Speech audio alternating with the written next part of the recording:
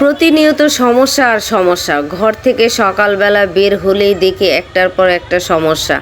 যারা আমরা কর্মব্যস্ত মানুষ যখন রাস্তায় বের হই যে আমাদের গন্তব্যে পৌঁছানোর জন্য, তখনই রাস্তার মধ্যে দেখি হয় অবরুদ্ধ করে রেখেছে গাড়ি, হয়তো বা রাস্তা বন্ধ করে সেখানে গাছপালা ফেলে দিয়ে মিছিল করছে। এই যে দেখেন কতগুলা মানুষ, এগুলা হচ্ছে শ্রমিক। এই শ্রমিক ভাই বোনরা কেন রাস্তা অবরুদ্ধ করে রেখেছে এবং রাস্তা বন্ধ করলে কি সমস্যা সমাধান হয়ে যাবে?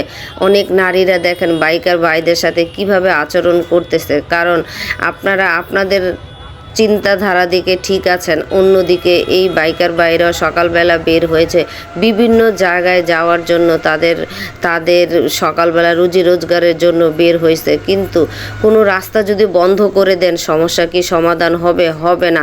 আজকে আপনাদের সমস্যা, কালকে ওদের সমস্যা, প্রতিনিয়তই সমস্যা আছে।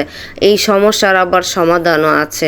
আপনারা রাস্তা বন্ধ না করে আপনাদের যে কোনো সমস্যা আপনারা প্রেস ক্লাবে চলে যেতে পারেন, অথবা আপনারা যে কোনো ঊর্ধ্ব কর্মকর্তাদের কাছে যেতে পারেন।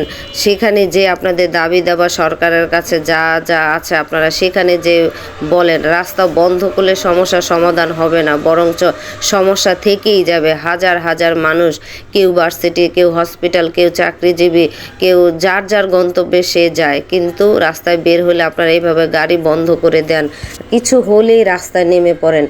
হাজার হাজার মানুষ কর্মব্যস্ততায় চলে যায়। যদি সব কিছু বন্ধ হয়ে যায়, তারা কিভাবে চলবে, কিভাবে তারা কাজকর্ম করবে? আপনাদের কাছে অনুরোধ, প্রশাসনের কাছে আমার অনুরোধ, আপনারা দ্রুত সব কিছু সমাধান করবেন। আর যারা শ্রমিক ভাইয়েরা এই আন্দোলন করতেছেন, গার্মেন্টসের মালিকদের অনুরোধ করছি, আপনারা প্রত্যেকটা শ্রমিক ভাইরাও অনেক কষ্ট করে, সারা মাস চাকরি করে একটু পারিশ্রমিক পাওয়ার জন্য। তাদেরকে আপনারা বঞ্চিত করবেন না।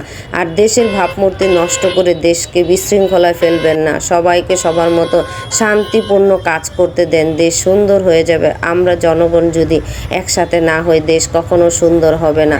একের পর এক বিশৃঙ্খলা।